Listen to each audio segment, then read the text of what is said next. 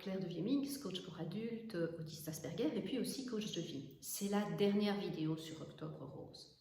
Après, un beau jour, je passerai à un autre thème qui concernera plus les personnes autistes, je ne sais pas encore quoi.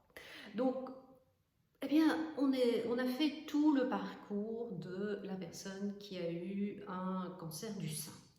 Et là maintenant, on est dans l'après.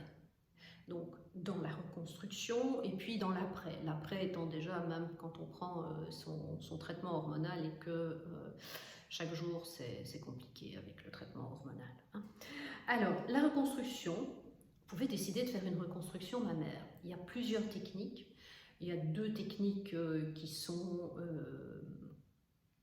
un peu plus connues, c'est le DIEP et le lipofilling. Le DIEP, si ma mémoire est bonne, on prend des lambeaux de muscles à un endroit du corps pour reconstituer un sein. Ça, c'est en général, je crois qu'on fait un DIEP plutôt quand il y a eu mastectomie.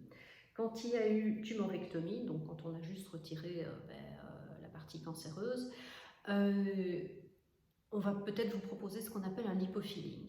Alors, un lipofilling, c'est une liposuction. Donc, on va chercher la graisse dans les cuisses ou dans le ventre, on la nettoie et on la réinjecte dans le sein. Dans le sein, ça va se guérir rapidement, vous n'allez pas avoir mal très longtemps. Mais par contre, je peux vous assurer que dans les cuisses, vous allez avoir mal pendant des mois. Ça va vous faire passer à tout jamais l'idée de faire une liposuction esthétique. Parce que vraiment, c'est pas drôle du tout, hein, c'est ouf.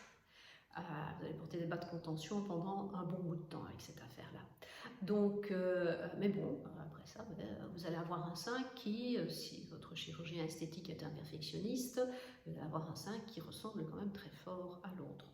Et puis, si on vous enlève le mamelon, évidemment, on peut vous recréer un nouveau mamelon. Et une fois que tout ça sera bien cicatrisé, vous irez voir une tatoueuse spécialisée dans le tatouage des faux mamelons et on va vous le tatouer pour qu'il ressemble à l'autre et qu'on ne se rende pas trop compte qu'il y en a un qui est vrai et qu'il y en a un qui est faux. Donc voilà. Ensuite, il y a quelque chose dont je voulais plus spécifiquement parler, peut-être pour les personnes autistes. Je ne sais pas si les personnes non autistes sont face à ce genre de problème. Mais moi, en tant que femme autiste, un des problèmes auxquels j'ai fait face, ça a été les grosses questions existentielles. Alors, pourquoi ai-je eu ce cancer? Ça, je crois que tout le monde se pose la question. Pourquoi moi? Qu'est-ce que j'ai fait? Et ça a vraiment été... alors pour celles qui ne sont pas autistes, quand je ne regarde pas la caméra, ça veut dire que je réfléchis et que je ne suis pas à même de regarder la caméra. Et donc, pourquoi... qu'est-ce que ce cancer a à m'apprendre? J'ai tout de suite considéré que ce cancer n'était pas un combat. Parce qu'un combat, il y a un gagnant, un perdant, et c'est pas nécessairement la personne qui va gagner, ça pourrait très bien être le cancer. Donc j'ai tout de suite considéré que ce cancer n'était pas un combat,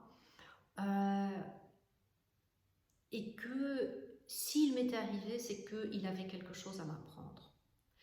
Et donc, il y a eu tout ce questionnement existentiel, qui est déjà un questionnement existentiel avec lequel de nombreux autistes vivent, et qui a été avec moi pendant de très très nombreux mois. Et donc, ça a été véritablement une évolution. Le cancer, quelque part, c'est une maladie qui permet une évolution. On n'est plus jamais la même après qu'avant, même si la vie reprend, même si la vie, même si on oublie, peut-être heureusement, peut-être que parfois on ferait mieux de se souvenir un petit peu plus. La vie n'est plus jamais la même qu'avant.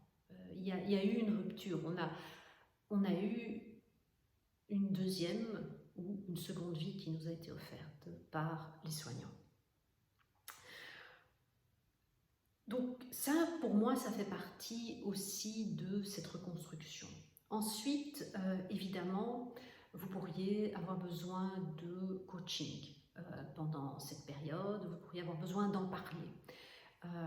Alors le travail qu'on fait avec un coach n'est pas le travail qu'on fait avec un psychologue, sachant que le travail avec un psychologue va être parfois comportementaliste, va être plutôt sur peut être sur le passé. Un coach, il est dans le présent et dans le futur, il ne va pas nécessairement explorer le passé. Et donc, le travail de coaching peut être intéressant à un certain moment dans tout le parcours thérapeutique du cancer du sein, de même que la prise en charge somatique du trauma médical.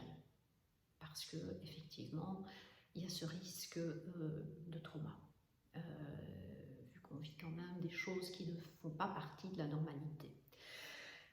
Et puis, encore deux choses, et après je termine. La première, j'en ai parlé dans la vidéo précédente, c'est le suivi en cas de problème. Soyez actrice de votre guérison. Soyez actrice de votre cancer, de votre guérison. Si vous avez un problème, quel qu'il soit, un problème de santé, parlez-en immédiatement à votre oncologue. On ne sait jamais, c'est peut-être une métastase. On va vérifier, on fait un examen, parfois c'est une simple écho ou un simple scanner.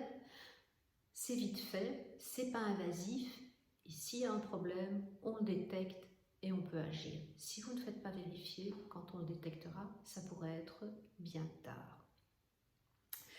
Et ensuite, la deuxième chose dont je voulais vous parler, c'est... non, mais j'ai emmêlé les deux en fait. C'est soyez, soyez actrice de votre cancer. Voilà, ceci termine cette très longue série de très longues vidéos sur la thématique du cancer. Il n'y a pas de sous-titres, comme je vous l'ai dit, parce que le résumé de ce que j'ai raconté va se trouver dans la description Google. C'était plus facile pour moi de parler comme ça, et puis ça me permet aussi de couper quand je digresse un peu trop. Faites-moi savoir si vous avez apprécié ce type de vidéo. Et puis, si vous avez apprécié ce type de vidéo, n'hésitez pas à vous abonner. Hein, il paraît qu'il y a une petite cloche quelque part sur laquelle vous pouvez pousser, alors vous vous abonnez. Et puis, si vous avez besoin de coaching, que ce soit un coaching de vie, que ce soit un coaching pour personnes autistes, ou que ce soit même un coaching en images pour vous sentir mieux dans votre peau pendant cette période qui est si difficile, et bien quelque part sur YouTube, vous allez trouver un lien vers mon adresse mail et vous m'envoyez un petit mail et je vous répondrai avec plaisir. Voilà, maintenant j'ai vraiment terminé. Je vous souhaite une belle journée, une belle soirée, puis je vous dis à bientôt.